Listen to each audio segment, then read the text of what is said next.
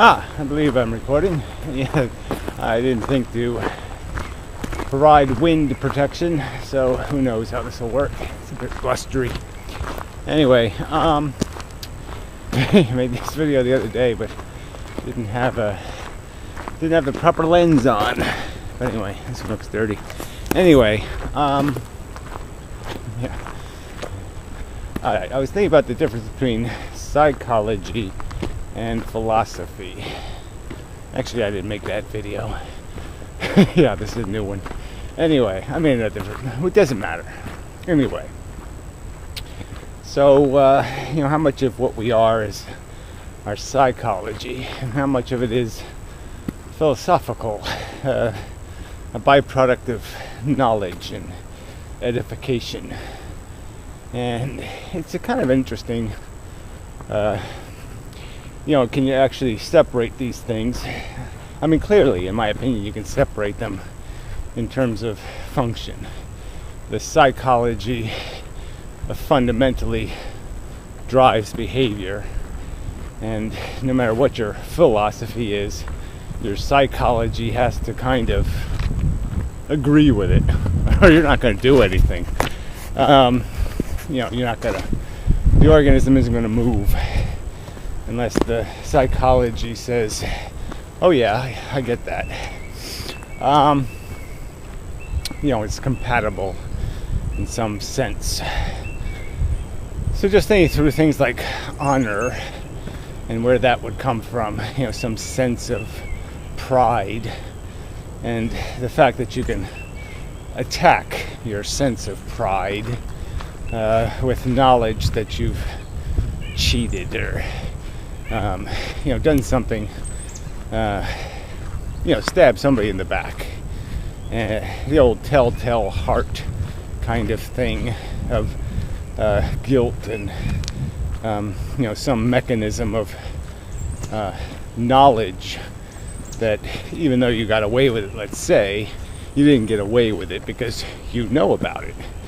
And it shrank your balls. It took away your your sense of alpha, and it's converting you into a psychological beta. The interesting concepts in themselves, like which one has more power. The person who has the sense of responsibility and accountability. He's playing the game by the higher, smarter, supposedly, standards, or the imbecile who isn't limited by notions of cheats and fair play and all that kind of nonsense. Not that I think it's nonsense, I don't, of course, but this is where it gets sort of this line between what knowledge by itself can do. And I still believe that you can paint a logical picture, a rational description, and it will psychologically, you can get to the person. You can malform or distort, or get to, I guess is a way to say it, but you can prey upon or key on there'll be some element of their psychology that you can hook, to make them, to change them fundamentally, just by this vision thing, seeing the light. That is a real phenomenon. That you can really do that. You can shine. You can make visible truth, and it will become part of someone's psychology. I guess I'm certain of it just because I could see how it had happened to me. I can see how I became, I went from being an animal to becoming something else.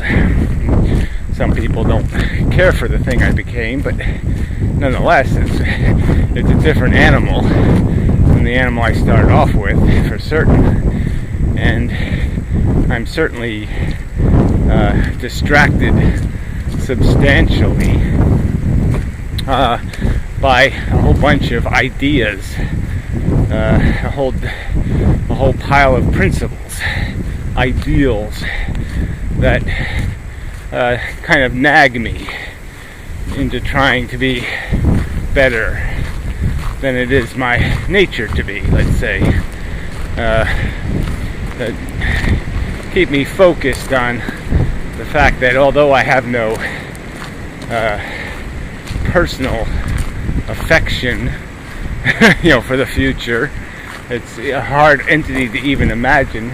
I can kind of turn it into a friendly little cat and say that's the future, friendly little cat. And do I want to do anything to degrade friendly little cat's welfare, its life? Because that's what we're doing here in the present, is making the bed, so to speak, for the friendly little cat of the future. So here, psychologically, that's so distant from anything I can eat or fuck. So distant from anything viscerally or fundamentally connected to my personal psychology. The little network of touchy-feely that I have. And yet this idea, this knowledge of it, when formed correctly, let's say that's sort of important, is again getting that right image, connecting it to something that gives it value, friendly kitty, and it just makes it then visible and something that's now in my personal network. Friendly kitty is now one of my associates, and I have a more tangible barter, so to speak, a more tangible, in my face, emotional connection that can develop through giving this thing that doesn't exist yet, this leprechaun, a name and a house and a yard, and giving it all the stuff it will inevitably have, and kind of making it possible for me to personally connect to it. So I guess I would say that that's not in this exact analogy, but in some way or another, all my principles are in some way given power over my psychology through this kind of trick, through this kind of mechanism of making things that aren't direct and obvious, something I can that is more visceral, more connected to my immediate what's in it for me kind of thing, or something. And so I think that's part of, it's still a tricky one when you get to the, things like character, and how much of that is, you really have to be, in a sense, driven by some kind of ability to respect the truth, or respect, have some admiration for, almost as if it was a parent and it was going to look down at you and say, why are you such an asshole? To give it authority. And how much of that really has to be seeded, with some sort of real psychological. First, I guess the you have to have something to hook on to. You have to have some sort of I that already exists in the person, some sort of notion of success and failure, some kind of psychological element in them that makes it possible for them to recognize the difference, or to feel a difference, between winning and losing, doing it right and doing it wrong. See how I was to say that. Like I said, says it. So, there still has to be something. I guess you have to say there has to be some kind of psychology in place before you can, before philosophical or knowledgeable facts can, knowledge of facts can have power to draw the right picture for your psychology, for it to be horrified. I guess that's it, right?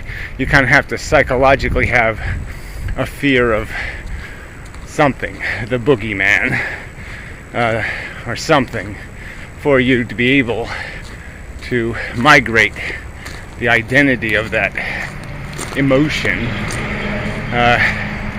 to this other thing that you're saying is the same. It's the same Sasquatch. It's the same, whatever, lion, tiger, or bear. You could say the lion was the only natural predator. Wow, big wind. Yeah, I don't know if this is going to work.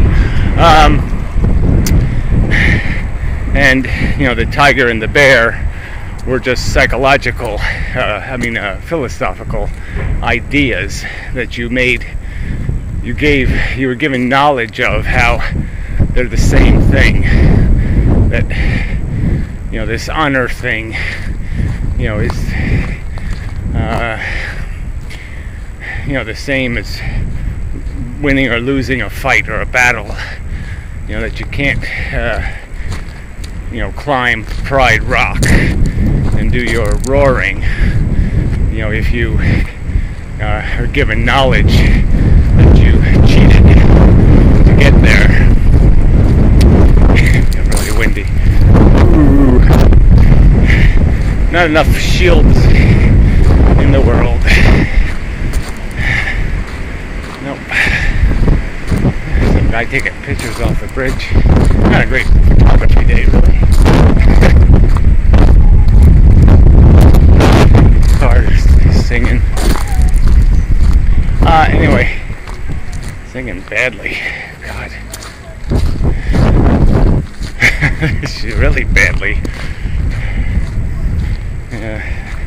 The music did die after all, right? Yeah. It survived the crash of the Big Bopper and Richie Valens and whatever the other Buddy Holly, but it didn't survive the Zero generation or whatever. The internet, really, I guess, right? The internet killed the music. Yeah. Took all the money out of it and such. So anyway, mostly it would appear. Yeah.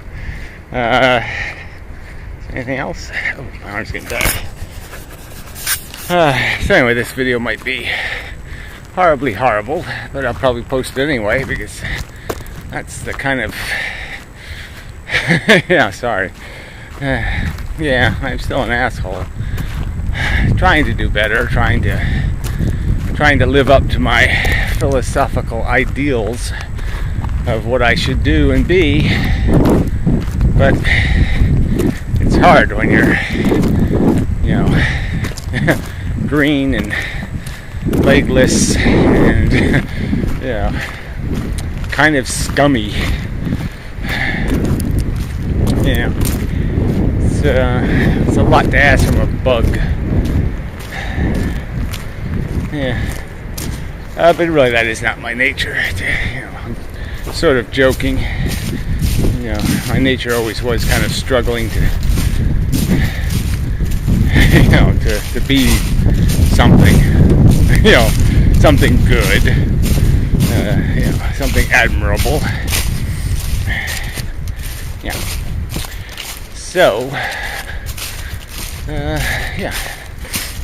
really great weather. Too bad too bad there's no videos of it, but yeah, it's just been, today's a little cooler, obviously, windier and all that. It's like 80 degrees yesterday. Oh, I don't like that. Yeah, all the salt on the rocks. There was a few years where they were like anti-salt and everything was kind of clean after the winter. But last few years, I guess salt is, everybody just says fuck it, the environment's screwed. So yeah, let's just salt it to pieces. I guess that's what's happened.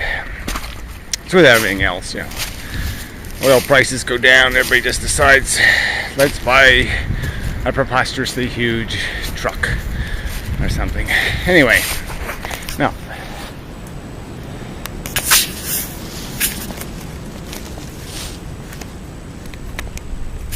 Gee.